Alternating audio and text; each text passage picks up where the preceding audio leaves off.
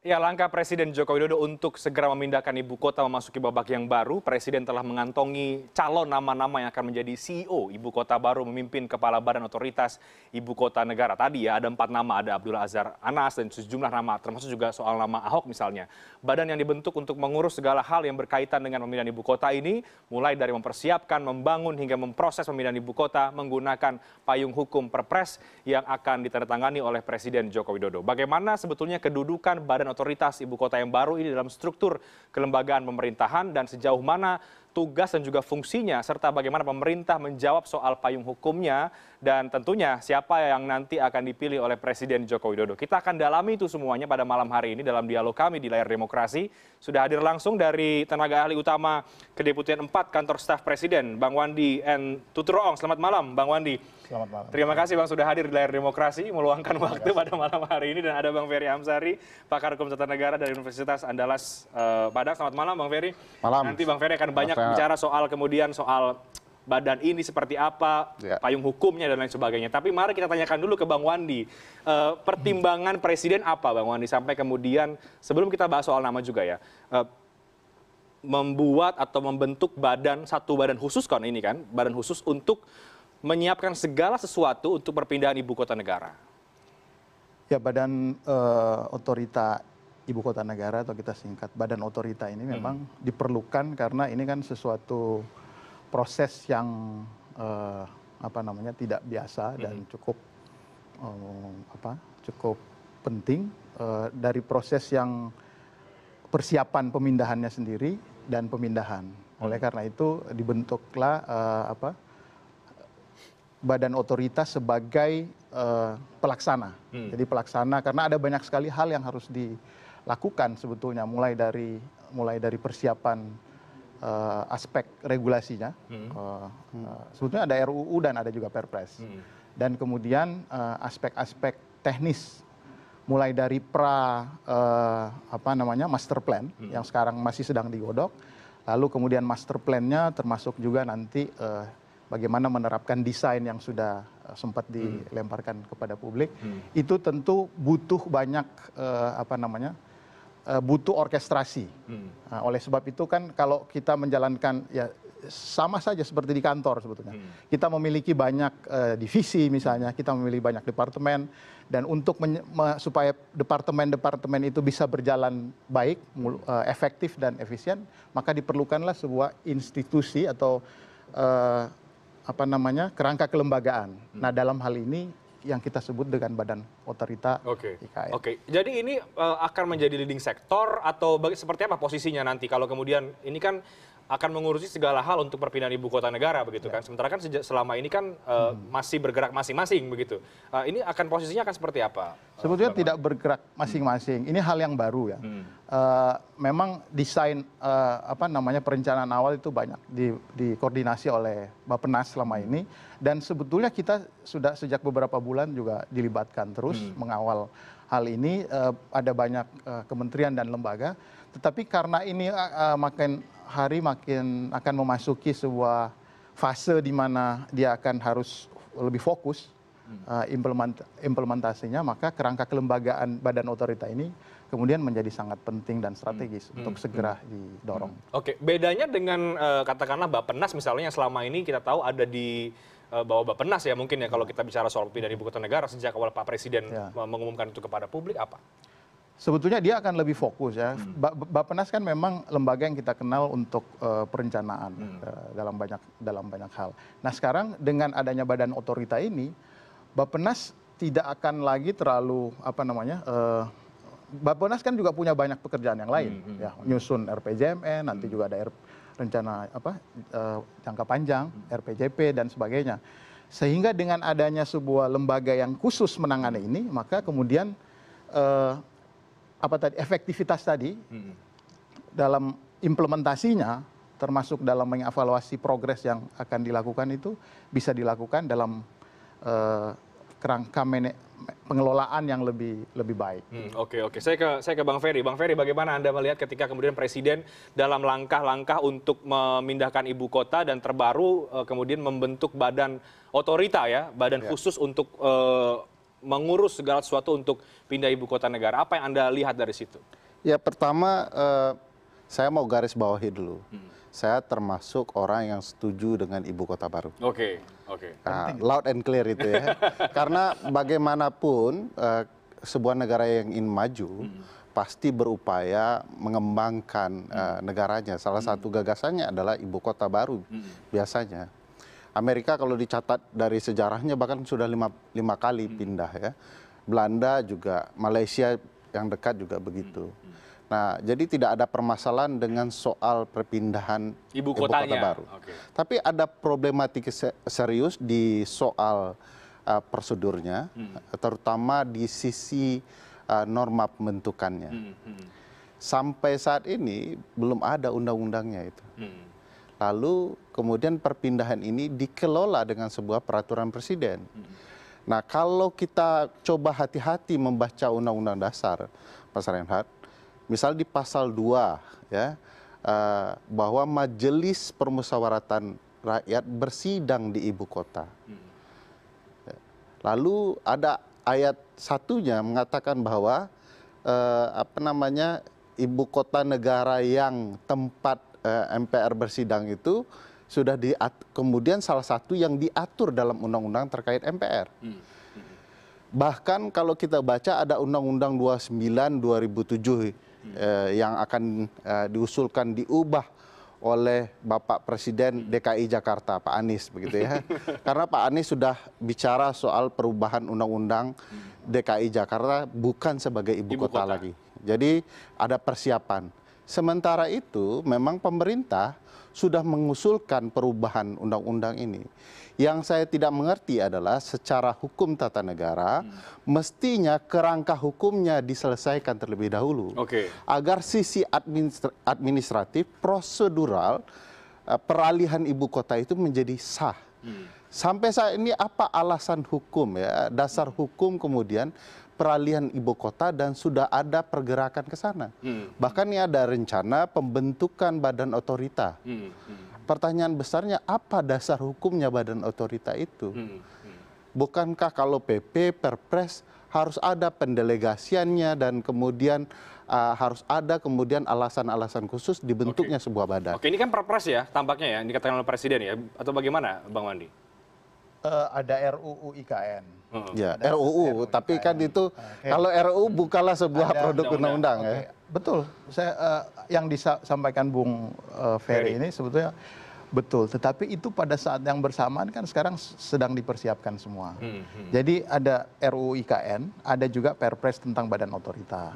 Nah, Perpres tentang badan otorita ini memang lebih banyak mungkin karena di liputan media ya lebih ini. Tapi proses ini sedang berlangsung. Saya kira dalam waktu mungkin tidak lama lagi ya akan sudah disampaikan Presiden juga bahwa setelah masa reses DPR ini akan disampaikan. Jadi pertanyaan-pertanyaan tentang dasar hukumnya itu akan terjawab di situ. Kan kita tahu bahwa DKI Jakarta kan masih ditetapkan juga sebagai ibu kota. Nah, ada undang-undang RUU IKN ini kemudian akan memayungi semua revisi terhadap undang-undang lain yang terkait dengan pemindahan IKN. Karena ada banyak kan itu. Nah, apa persisnya saya bukan ahli hukum, tetapi semua itu kita sudah diskusikan. Ada tim hukumnya juga sendiri yang sedang bekerja sampai dengan tadi, sampai dengan hari ini, barangkali malam ini juga masih bekerja. Dan itu akan menjawab. Tapi problematikanya Mas Rehat bukan soal itu, soal payung dasarnya. Kalau secara paralel dilakukan bersamaan itu bagaimana? Tidak bisa begitu ya, karena bagaimanapun kan peraturan di bawah undang-undang perlu dasar delegasinya, yaitu undang-undang. Jadi pemindahan atau bergeraknya kebijakan presiden terhadap kebijakan penting ketatanegaraan itu kan mesti ada persetujuan dari rakyat. Rakyat itu wakilnya DPR. DPR itu tugasnya membuat undang-undang. Hari ini walaupun mungkin presiden disetujui oleh mayoritas publik, di DPR. Publik ya, tetapi bukan tidak presiden tidak boleh kemudian gegabah pindah begitu saja tanpa kemudian melalui sebuah undang-undang. Problematikanya di sini. Saya sadar betul bahwa sekarang pemerintah atas dasar usul Pak Jokowi bahwa gagasan ini bagus, mungkin ada kelompok politik tertentu tidak senang dengan gagasan bagus ini, kemudian RUU-nya digantung. Tapi bukan soal itu ya problematikanya. Bagaimanapun presiden harus bergerak berdasarkan undang-undang. Nah, yang Payung sebagai payung hukumnya payungnya. tadi. Nah, Oke. sekarang tanpa ada angin, tanpa ada hujan, tiba-tiba muncul Perpres, lalu kemudian ada badan otorita dan Belum segala muncul macam. juga kan, Perpres? Belum muncul juga. Ini tambah gawat kan. Jadi RUU-nya kondisinya juga kita belum bisa pahami politiknya, Nah. tetapi bagaimanapun presiden harus taat prosedur hukumnya. Secara karena beliau kan berpikirnya investor bisnis ya. Ini kan butuh kecepatan, kepastian, Iya, tidak iya. butuh lamban Iya. ya. Kan ada target yang ditentukan begitu, Tapi Bang jangan Ferry. lupa dalam proses ketatanegaraan ada prosedur politiknya. Dia harus mampu sebagai presiden membujuk parlemen untuk memenuhi keinginannya memindahkan ibu kota. Yang semua orang tahu niatnya baik begitu ya. Nah, bagi saya itu saja problematikanya. Masa hanya karena kepentingan, saya boleh saja bilang sesuatu baik, Ya. tetapi kalau hukum belum berkata itu baik tidak boleh. Ada yang belum tuntas begitu. Nah, nanti dijawab oleh Bang Wandi. Kita break dulu. Bang Wandi udah mau jawab kayaknya. Tapi kita break dulu, nanti akan direspon. Kami akan segera kembali usai jeda berikut ini. Ya, Anda kembali bersama kami di layar demokrasi. Tadi Bung Ferry Amsari menekankan bahwa pentingnya kemudian dasar hukum, payung hukumnya kalau memang ingin pindah ibu kota begitu. Apalagi sudah membentuk satu badan otoritas begitu ya, Bung Ferry. Jadi sejauh ini dari pemerintah, Bang Wandi memang sudah sampai di mana soal RUU dan juga rancangan undang-undangnya untuk supaya Bung Ferry bisa lebih lega begitu kalau memang mau pindah ibu kota, sudah lebih jelas Sebagai landasannya. orang yang setuju ya. Bagaimana Bang Andi? Ya, Bung Ferry hanya perlu bersabar aja sebetulnya. Kan dari RUU nanti jadi undang-undang juga setelah mulai proses, kan nggak tiba-tiba langsung ada undang-undangnya. Kita tahu bahwa itu perlu proses. Dan sekarang setahu saya, yang saya pahami, yang saya tahu, yang saya ikuti adalah proses itu sedang berlangsung. Jadi jangan khawatir Bung Ferry, ini semuanya akan dilakukan dengan payung hukum yang jelas. Oke. Karena kita sadar betul, tanpa payung hukum yang jelas maka ide besar tentang membangun Indonesia maju, ini kan kita sedang mau membangun Indonesia maju ya, 2045, yang kira tinggal 25 tahun dari sekarang itu akan berjalan dengan tata kelola yang baik. Nah, ini sebabnya kita sangat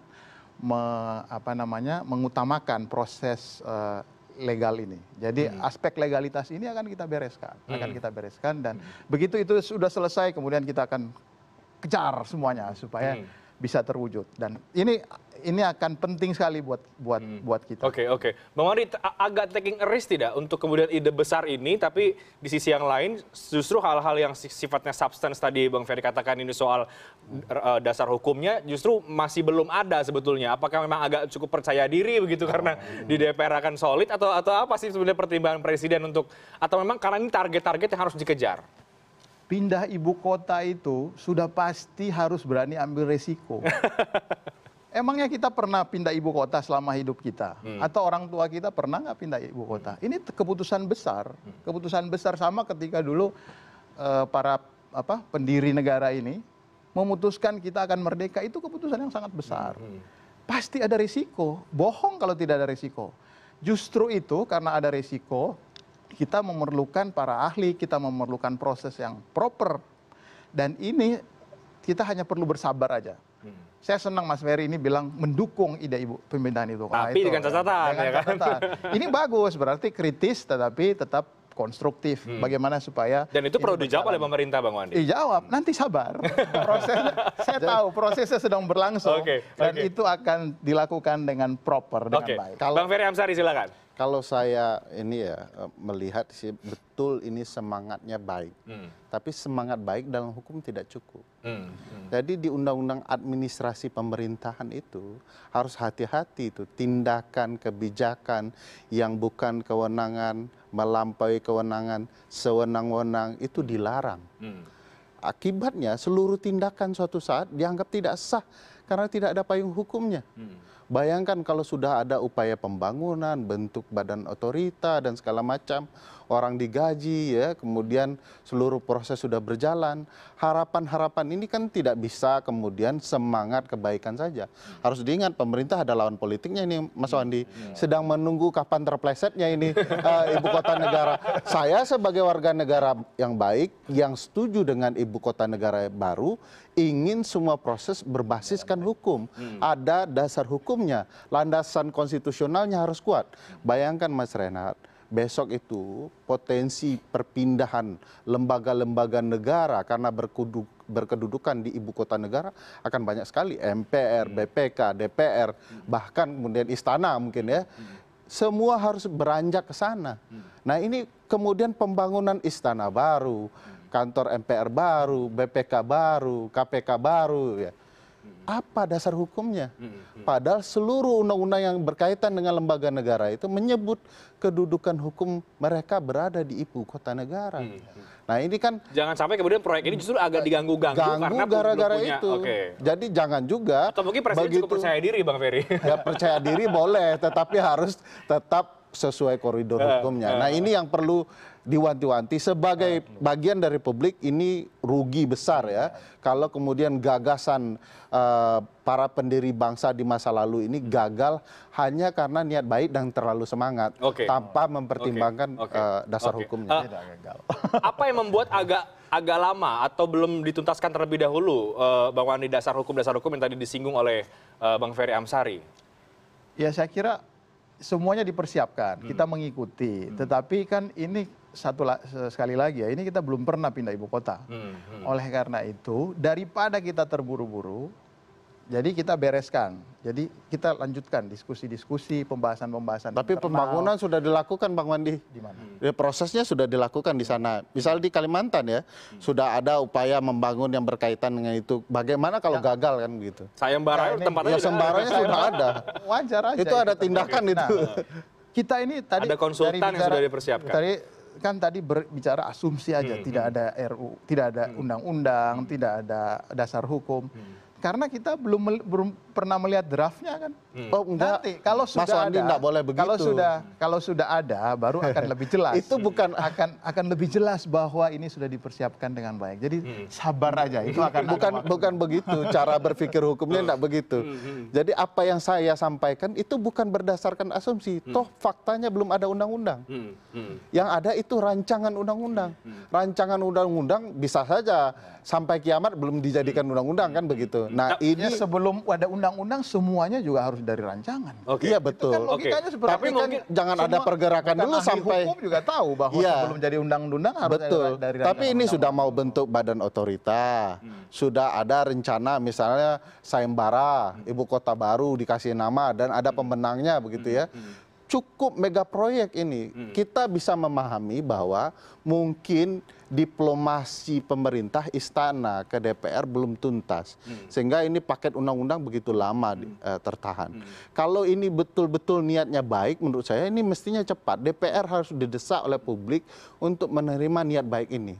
Nah bagi saya melihatnya begini, ini kan proyek besar ya, mega proyek perpindahan ibu kota. Bisa saja pemerintah sedang ditahan, bagian saya mana kalau mau pindah, sehingga kita setuju. Oh, itu asumsi. Betul, asumsi. Tapi kan harus dijawab bukan pandangan hukum itu ya. Betul. Ya. Dalam hukum tata negara itu ada politiknya. Tadi itu asumsi tapi betul. Makanya dalam hukum tata negara itu ada pendekatan politiknya. Jadi kalau kemudian sebuah paket undang-undang yang niatnya baik dan isinya tidak dirahasiakan begitu ya, tentu mestinya ini proses tidak berlarut-larut. Jangan sampai orang membacanya berbeda. Karena tidak ada kepentingan yang kosong sama sekali dalam sebuah kebijakan politik. Baik, Bang Wandi, apakah memang pemerintah atau Pak Presiden sudah mengkalkulasi ya bahwa ini kemudian sambil berbarengan berjalan, ini akan selesai kapan? Tentu kan ada target-target. Nah, kalkulasinya apa sampai kemudian tetap berani kalau kata Bang Ferry katakan mulai membangun, mulai membuat sebuah badan, tapi di sisi yang lain memang payung hukumnya belum begitu clear sebetulnya. Saya kira sudah jelas ya. Saya kira jawaban saya juga dari tadi cukup jelas bahwa ini sudah dipersiapkan, sedang dipersiapkan. Hanya saja dari RUU belum apa namanya, ini masih sedang digodok. Nanti pada saatnya ketika itu sudah menjadi jelas dikeluarkan di publik, ya kita akan melihat dan kita akan bisa membahas secara lebih nyata gitu, karena sudah ada di depan. Kalau sekarang kan kita semua bicara asumsi karena belum melihat. Dan itu harus segera diselesaikan, begitu kan? Harus diselesaikan. Okay. Ya. Dan sekali lagi ini kita justru karena kita hati-hati, kita mau bila perlu target yang tadinya kita anggap terlalu optimistik. Ya, tadinya kan kita bahkan berpikir bahwa akhir tahun lalu produknya RUU-nya sudah selesai. Nah, karena kita lebih hati-hati, justru karena kita hati-hati, buat badan otorita dulu. Kan belum juga. Perpresnya juga belum keluar kan. Baru disebutkan oleh Pak Presiden. Baru asumsi bahwa ada badan otorita. Ya, itu akan seperti itu. Tetapi harus ada undang-undangnya, harus ada perpresnya, baru kemudian ada badan otorita. Nah, yang bukan asumsi karena sudah dikatakan oleh Pak Presiden adalah 4 nama calon yang akan menjadi calon CEO-nya gitu, bahasa Pak Presiden. Kepala badan. Kepala badannya. Mungkin Bang Wandi tahu apa kemudian alasan Pak Presiden memilih mencalonkan 4 nama ini, apa sebetulnya yang dicari ketokohannya bagaimana untuk memimpin badan khusus yang memang betul-betul baru ini seperti apa? Kita bahas nanti Bang Wandi dan juga Bang Ferry. Kami break, kami akan segera kembali sesaat lagi.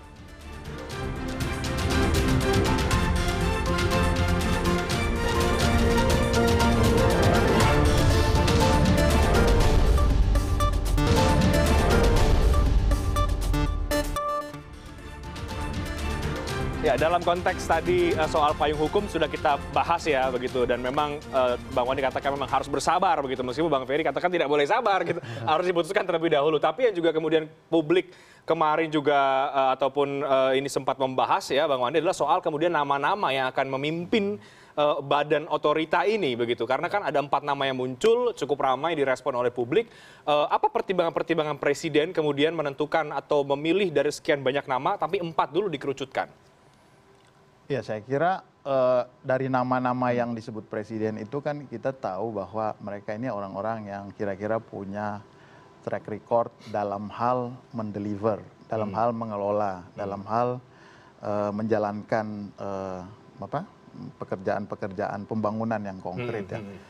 Dari nama-nama itu kita tahu ada yang Direktur BUMN ya, Direktur Utama BUMN, ada yang pernah jadi bupati, ada yang pernah jadi gubernur, lalu juga orang yang disebut ya, setidaknya yang beredar di media, saya juga baca dari media. Ada Pak Bambang Brojonegoro, Pak Basuki Cahayapurnama, Pak Ahok, Pak Tumiona, dan juga Azwar Anas. Ya, saya kira itu orang-orang yang semuanya punya kapabilitas dalam mengeksekusi, dalam deliver. Nah, itu saya kira wajar saja itu disebutkan oleh Presiden. Dan soal siapanya, ntar kan pertanyaannya ke situ. Soal siapanya saya kira kita tunggu aja. Dari keempat nama ini tentunya kan. Ya. Oke, tapi yang dicari Presiden yang seperti apa untuk sebagai kepala ataupun CEO-nya ini bahasa Pak Presiden? Sosok seperti apa yang dicari? Ya, saya kira kalau kelas CEO, kelas memimpin sebuah badan yang proyek yang besar, proyek yang monumental seperti ini, tentu saja satu track recordnya, satu bukti bahwa dia pernah menjalankan pembangunan, baik proyek fisik maupun non fisiknya, karena itu kan membangun itu ada banyak sekali aspek ya, aspek sosialnya juga, lingkungannya juga, karena kita tahu bahwa ibu kota negara yang baru itu mau menjadi semacam model yang terbaik dalam berbagai hal, termasuk sisi lingkungan, soal keberlanjutan, smart city dan sebagainya. Nah, ini tentu saja orang-orang yang mampu menerjemahkan ide gagasan-gagasan yang baik menjadi sesuatu yang bisa dilihat progresnya secara fisik dan benar-benar bisa dijalankan. Termasuk ada nama Pak Ahok, Pak Basuki Cahayapurnama yang cukup ramai juga ini diperbincangkan ya, Bang Wandi, seperti apa tanggapan dari Anda atau dari pemerintah? Ya, saya kira itu juga ya Pak Ahok mungkin karena popularitasnya saya kira menjadi ramai ya. Tetapi Presiden kan melihatnya bahwa dia sebagai sebagai gubernur, waktu itu sebagai wakil gubernur ya untuk zamannya Pak Jokowi, dalam pandangan beliau dia bisa mengeksekusi program. Nah, itu juga dimiliki oleh yang lain. Kalau Pak Bambang Brojo saya kira dia juga mampu ya diminta oleh Presiden untuk mempersiapkan konsep tentang waktu beliau masih kepala Bappenas dan sekarang juga masih diminta untuk memberi masukan mengawal proses ini. Jadi saya kira dari keempat-empatnya ini semuanya punya track record yang baik. Dan masuk dari kualifikasi presiden ya untuk menjadi kepala badan otorita. Ya, saya kira demikian memang. Oke, baik. Bang Ferry, dari sisi politik hukum sekarang kita bicara. Nah, tadi kan hukum. Nah, dari badan otorita ini menurut Anda akan bagaimana sebetulnya sih posisi badan otorita, kemudian dicari juga sosoknya sampai dengan hari ini, karena ini kan untuk membentuk atau membawahi langsung pembentukan ibu kota baru dari proses awal, pembangunan, hingga akhirnya. Ya, ini kan badan yang dibentuk khusus untuk kemudian secara keinginan presiden mampu nanti membentuk sebuah ibu kota baru yang layak. Rancang bangunnya sudah ada. Secara figur pun sebenarnya menarik ya. Sebenarnya kalau secara figur ya, kita tidak perlu terlalu jauh menilai kriteria ini karena presiden tentu punya kriteria standar agar kemudian orang-orang ini betul-betul mampu membangun sesuai keinginannya. Nah, tapi problematikanya sekali lagi karena ini sebuah badan otorita, dulu di Batam kan ada ini badan otorita punya kebijakan dan kewenangan-kewenangan khusus yang luar biasa ya, yang berbeda dengan kepala badan yang lain, terutama ini punya misi khusus. Nah, yang sekali lagi bagi saya badan ini tentu punya kewenangan khusus lalu kemudian masa tugas tertentu ya. Sampai kapan presiden mau kasih batas waktu? Nah, problematikanya sekali lagi tidak ada dasar hukum apapun yang kemudian menjadi payungnya. Jadi diulang sekali lagi. Balik lagi ke situ ya. Balik sekali lagi karena begini, begitu diserahkan mandat kewenangan kepada khusus siapapun itu, kepada siapapun, ini kan jadi pertanyaan besar. Apakah Pak Ahok atau Pak Abdul Aziz Azwar Anas yang dianggap punya catatan baik sebagai pimpinan yang bisa membangun daerah ya. Nah, ini kan begitu mereka diserah tugaskan, orang timbul pertanyaan, apa kewenangan Bapak? Misalnya meminta lembaga tertentu untuk mewujudkan apa yang diinginkan.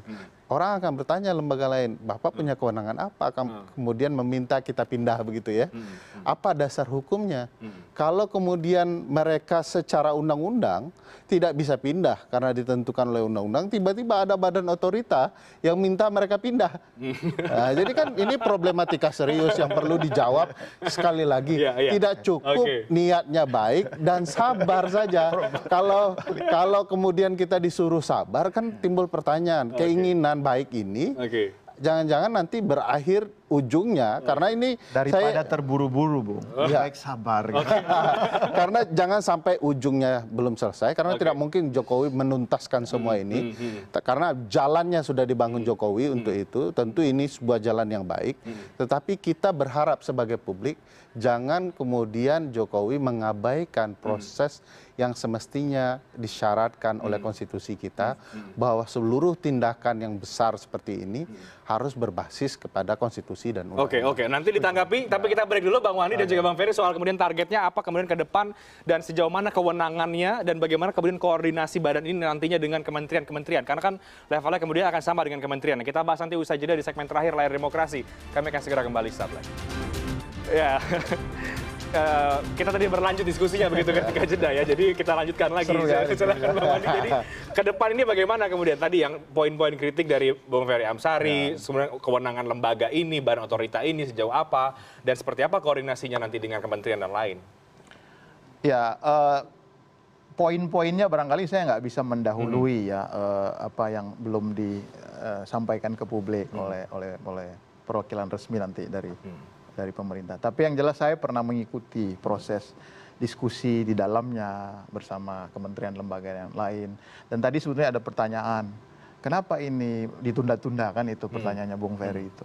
Ya, sebetulnya tidak ada yang ditunda-tunda. Ini sama aja kita ketika membuat peraturan di dalam perusahaan, dalam sebuah organisasi. Misalnya bikin ADART lah. Bikin ADART aja itu kadang-kadang orang bisa berdebat nggak karu-karuan. Kan? Nggak selesai-selesai. Nah, apalagi ini sesuatu yang besar. Kita pengen ada proses deliberasinya. Jadi proses debat yang sehat sehingga poin-poin substantif yang mau kita capai itu benar-benar mateng gitu loh. Nah ini sebetulnya yang terjadi gitu. Hanya saja kan ya memang saya nggak bisa memaksa karena itu proses yang berlangsung saat ini ya karena masih tahapnya RUU, prosesnya berlangsung di dalam ruang tertutup di dalam pemerintahan. Artinya ini proses politik dong jatuhnya kemudian atau bagaimana? Proses teknokratik dalam pemerintahan biasa aja itu, biasa banget. Sama aja mungkin misalnya di CNN misalnya kan mau bikin peraturan kode etik jurnalis misalnya kan, itu kan barangkali berdebat juga, nggak mungkin mulus-mulus begitu aja. Kalau mulus-mulus saya curiga Oke, itu nggak poin yang diperdebatkan apa sih kira-kira sampai kemudian belum selesai ini? Saya nggak bisa. Saya kalau bisa merespon, kan sudah ada RUU begitu ya, sudah masuk RUU ini ke prolegnas prioritas yang bermakna naskah akademiknya ada, rancangannya juga sudah ada, karena otomatis ada NA, ada rancangan undang-undangnya. Problematikanya satu, kenapa tidak terbuka? Harusnya pemerintah sudah melibatkan partisipasi publik, karena menurut pasal 96 Undang-Undang 12 tahun 2011 Jungto 15 2019 tentang pembentukan peraturan perundang-undangan, dalam upaya pemerintah maupun DPR merancang sebuah undang-undang mestinya harus melibatkan partisipasi publik. Tidak terbuka dan belum terbuka itu dua hal yang berbeda. Apalagi ini soal kepentingan khalayak ramai. Ibu kota negara loh, bukan ini bukan RT RW ya yang kemudian diurus. Nah aneh kalau kemudian tidak dilibatkan. Kedua, isi RUU ini kan tidak banyak sebenarnya. Sepemahaman saya ya, karena kan ini mempersiapkan perpindahan ibu kota baru, lalu ada pernyataan apa di mana tempatnya yang akan dipindahkan, lalu kedua badan apa yang mengurusnya, badan otorita dan segala macam, lalu kemudian mungkin ada pasal peralihan. Kalau kemudian ibu kota baru segera telah terbentuk, maka dengan sendirinya Undang-Undang 29 tahun 2007 tentang pemerintahan DKI sebagai ibu kota negara hapus dengan sendirinya kan. Nah ini kan isinya kan tidak panjang-panjang untuk mempersiapkan ini. Aneh kalau kemudian yang tidak panjang ini kemudian tergantung-gantung. Harus diingat, partai pendukung presiden itu hampir 60% di parlemen. Kalau hitung-hitungan ini harusnya karena ini dikampanyekan dalam Pilpres kemarin, tidak ada jalan yang seberliku ini, kan begitu.